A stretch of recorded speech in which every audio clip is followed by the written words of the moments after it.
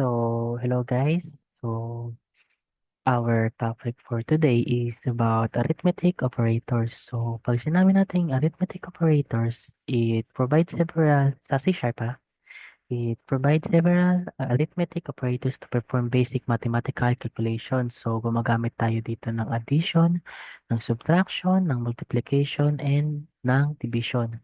So, ang ginagamit nating operator for the addition is the plus sign.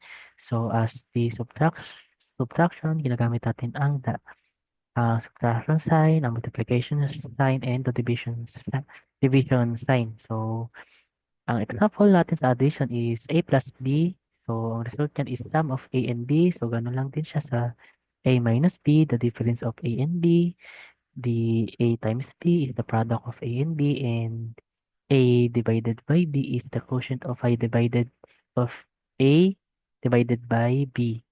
So, let's move on to our, wait lang, let's move on into our PS Studio. Yan, yan. So, gagawa tayo ng arithmetic operation using C Sharp. So, class program, don't forget, class program,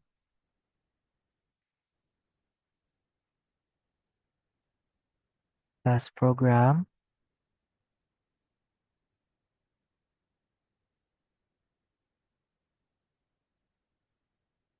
kaya sa baba, class program,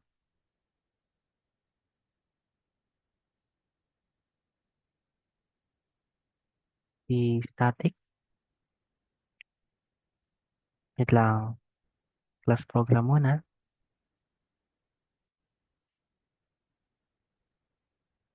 the class,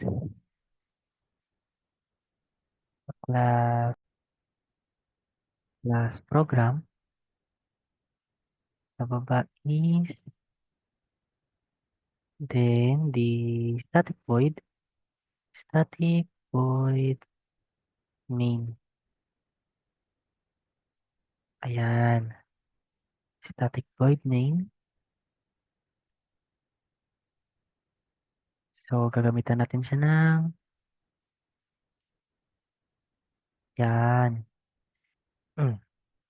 Static void main. So, int A, gagawa tayo ng, magde-declare tayo ng variables pala muna.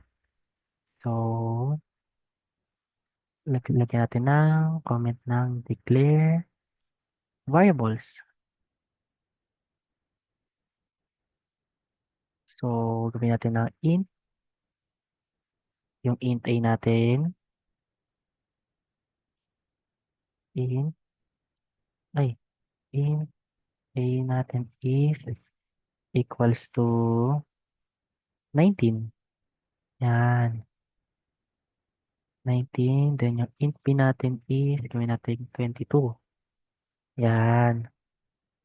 So, magpe-perform na tayo ng arithmetic operations. So, let's comment about here is to perform arithmetic operators. Operations. Rather, operations. And lagyan natin dyan yung int sum. Int sum is equals to A plus B. Pwede siyang addition. Int subtract ay difference for equals to, ayan. Gawin natin siyang subtraction. Subtract or subtraction. Ayan. Yung next naman is int product. Int product equals to A times B. As I said before dun sa pinakita kong slide. Then, Close na yan. Then type natin is multiplication. Multiplication.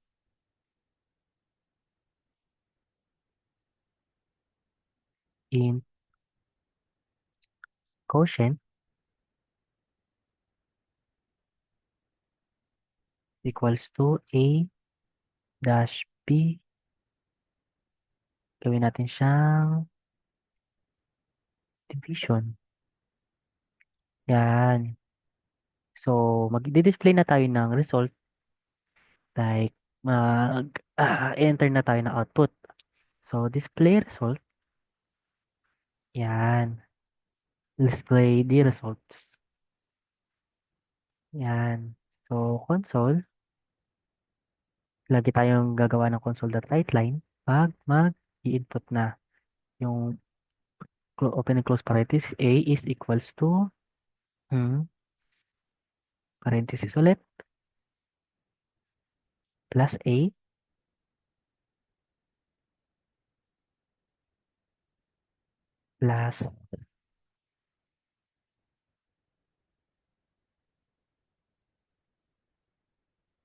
plus A plus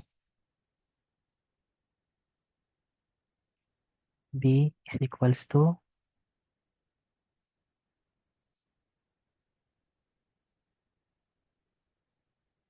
plus B. So, wait.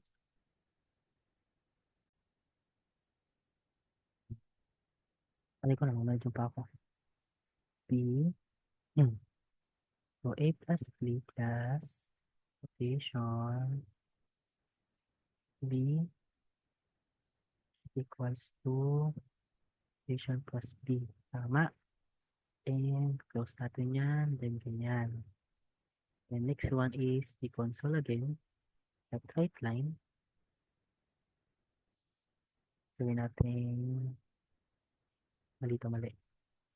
Gawin natin addition. Addition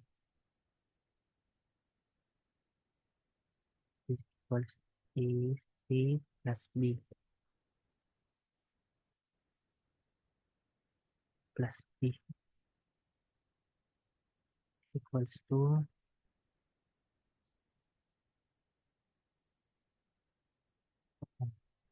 yung sum natin.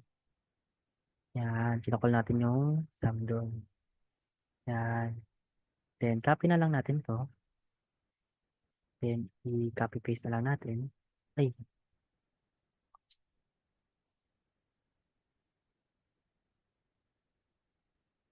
yung nawala.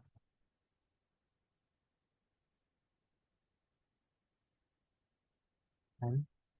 I-copy paste na lang natin yan. Tama na ba to? Yan, copy paste natin yan. Yung sum. Yan. Tapos yung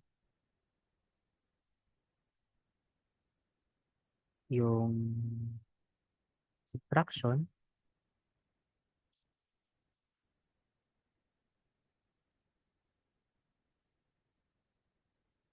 Subtraction is the difference. Yan. Ito ko natin yung difference. Ba't mga bante dito? Yan. Then, yung multiplication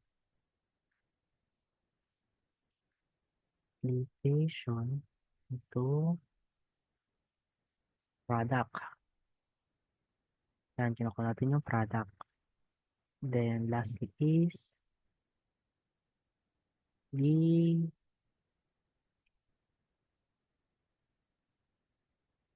division. Division is equals to quotient. Quotient. Yan. Then, i-close natin yan. Then, close natin yung static void. Then, the class program. Ito pala yung isa ko. Ayan. Natin yun. Kaya try natin i-run. Ayun. So makikita naman natin dito na si 19 plus 22 is equals to 41. Then 19 kasi nauna si A. So 19 divided by 19 minus 22. It will be negative 3. Then 19 times 22 is equals to 418. Then the division of 19 and 22 is nothing. So, ayun, tama yung lumabas. So, sana may natutunan kayo sa basic arithmetic operations using C#. So, yun lang. Maraming salamat.